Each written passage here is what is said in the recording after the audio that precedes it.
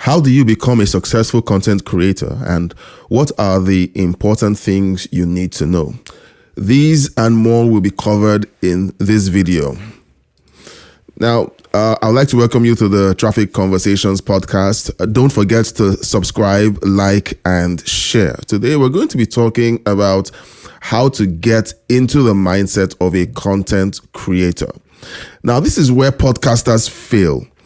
Many podcasters or aspiring podcasters focus on the wrong things, such as the type of microphone to use, the camera, the lights, and some depend on gimmicks.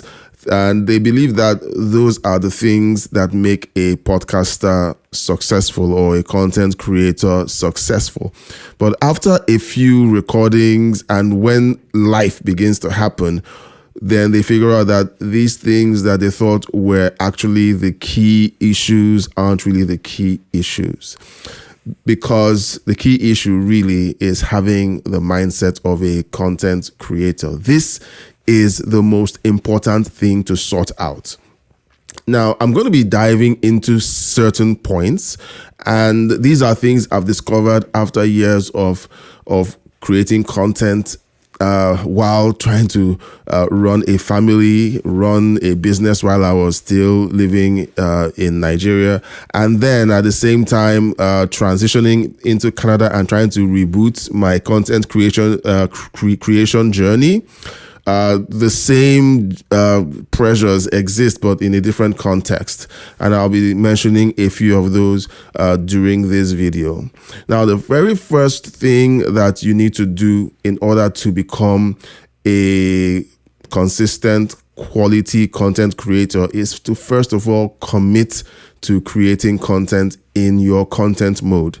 Now, I talk about content modes in one of the episodes of my podcast. The link is in the show notes right now, so you can go there and click on it and listen to that short episode where I talk about having a content mode. Now, this is the most important thing here. You have to commit to, first of all, discovering your content mode. Okay. In short, it is simply the format of content the format of content that you're most comfortable producing content in. For me, it is speaking, it's podcasting, and that is my content mode. For someone else, it could be something else. Now, because I'm speaking strictly about podcasting, I'm just going to be narrowing it down to podcasting. So you have to commit to creating content in your content mode. Don't dabble. Don't try podcasting today and then you want to do blogging next time, and then you want to do something else another time. And even with podcasting, you have to niche down to decide, do I want to do video podcasting or do I just want to stick to audio podcasting? Now, I started out with audio podcasting. I'm really comfortable with that. But eventually I began to move into video because I'm moving into the education aspect of my content mode. So video tends to be more engaging for the consumers of the content. Now, you need to commit to it. Don't dabble. Don't shift from one to another. You have to decide, this is my content mode and I'm going to stick to it. The second thing that you need to do to work on your mindset is to create your content, create and release your content in a way that's unique to you. It's very tempting for you to see what other people are doing and then decide, that looks good. I think I'm going to do the same thing. Well, that's a recipe for disaster because they are not you and you are not them, okay?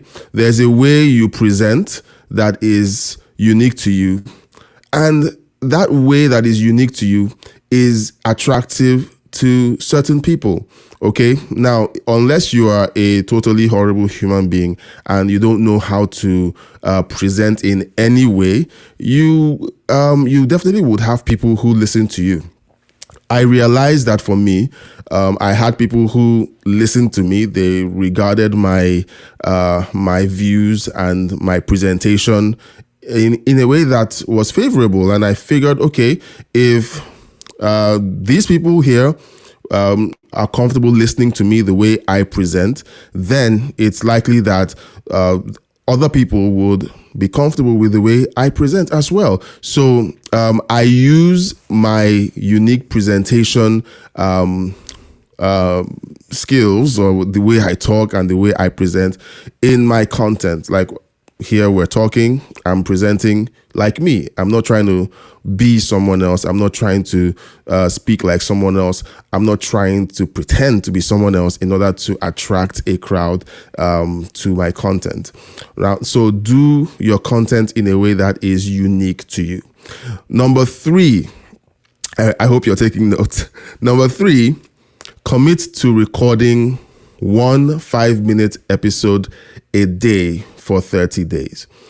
Now, this is going to be the challenging part of this step, because you've committed to creating content in your content mode.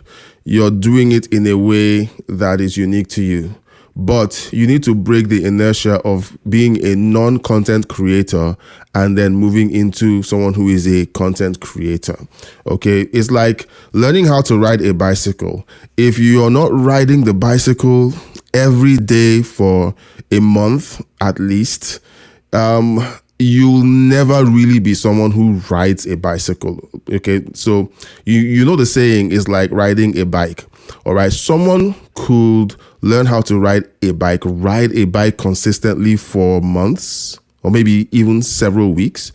And then after a year or two, they may never touch another bicycle, and then they pick up a bicycle and they continue riding as if they never stopped riding a bicycle. Why is that? For 2 weeks to a month, they immersed themselves in the act of riding a bicycle. They learned how to ride a bicycle. They did it consistently for weeks. And then even if they dropped it at some point and didn't touch a bike for a long time, all they had to do was pick up a bike and continue as if they never ended. This 30-day period of recording 1 5-minute episode is your period of breaking the inertia and breaking into the mold of a content creator. Once you do content consistently for 30 days, every day for 30 days, it moves you from simply being a consumer of content to becoming a content creator. Every video you see on YouTube, every podcast you listen to, everything you see around you begins to look like a potential for content. All right. So number 3, this is very important. You have to commit to this. You have to say, after I watch this video and after we get through the steps of recording and setting up my podcasting tools on EVMox and on Spotify, I am going to record 1 5-minute episode every day for 30 days. Now, this is harder than you think. Not that recording up to 5 minutes is harder. It is actually recording less than 5 minutes that will be hard, because if podcasting is your content mode, you will find that you'll be struggling to record content for less than 5 minutes. Now, sometimes this happens to me a lot. I feel like I'm going to be recording a 5-minute session, 10-minute session. I've said many times this is going to be nothing less than 20 minutes, and I find myself at the hour mark. And it's not because I don't have a plan. It's simply because this is my content mode. I feel freer when I create content in this way. And when I speak and I release all of the knowledge I have been amassing for years, it just flows and it just, time escapes you. So you will find that doing 5 minutes will be a lot harder than doing doing less than 5 minutes will be a lot harder than doing more than 5 minutes, is what I meant to say. Number 4, look out for relevant content triggers during your day. When I go through the day, I see content everywhere. And I feel like sometimes I'm at work, I'm doing stuff, and I see something, and I feel like whipping out my phone and recording an episode, but I'm at work. I'm not allowed to do that at work, so I have to wait until I get home in order to record and speak about that. This is part of creating a mindset of being a content creator. You will never be able to go through life without seeing opportunities, content opportunities in your day-to-day experiences. I've recorded episodes that were inspired by incidents in my family. I've recorded episodes that were inspired by movies that I've watched, personal conversations that I've had, experiences I've had in business, and so on. Content is everywhere. Content is abundant. Okay, these are what I call content triggers. All right, now, these have to be relevant. Okay, now, like I said, content is everywhere, but not all content is relevant. You have to pick relevant content that is unique to your niche. Okay, your niche is the topic or the area that you would want to create content around. Okay, you can create content on anything, but is it relevant to your audience? Okay, so that's why I said you should look out for relevant content triggers during your day. So if you're driving, if you're attending a meeting, if you're having a conversation, always lean in to see what comes out of these experiences that would inspire content for your podcast. Number 5, always keep a list of topics you might want to talk about. This is very important because you need to keep your mind working. Okay, so you saw or you experienced something that triggered a content idea during your day. Don't just look at it and say, nice content idea, and walk off. No, you have to have a list, okay? A list that tells you this is what I would like to talk about, and then drop hints within that list to remind you of what triggered that idea. So what I do is I have the Notes app on my iPhone, and whenever I have a content idea, I go to a note that I created specifically for content ideas, and I simply type that into the list. I add to the list. Okay, I have a list of over 50 ideas that I have not recorded yet, and I'm not sure I'll record soon. And I made that list of 50 as far back as 2017. That's a long time ago. So it's important that you have these ideas listed out, so that you always go back and say, okay, what haven't I recorded about? Oh, this idea, and then you can begin to create your outlines in order to present the idea properly.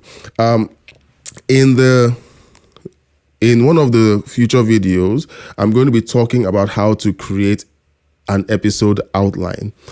This is very important because outlines allow you to arrange your thoughts and then gives you the leverage of presenting your content in an organized way. When I started out, I had questions, I had an outline, and I did that because I had already been engaging in public speaking for a number of years before I started recording my first episode. Now, I have done episodes where I didn't have an outline, but I realized that I am more efficient when I have an outline against the recordings when I don't have an outline. So I'm going to be talking about how to create your outline for your episodes and what to do and what not to do, or what to include and what not to include in your outlines. Though that will be in a future episode. I would like to thank you once again for being a part of this episode. Thank you so much. Don't forget to subscribe, like, and share this episode. And until next time, God bless you.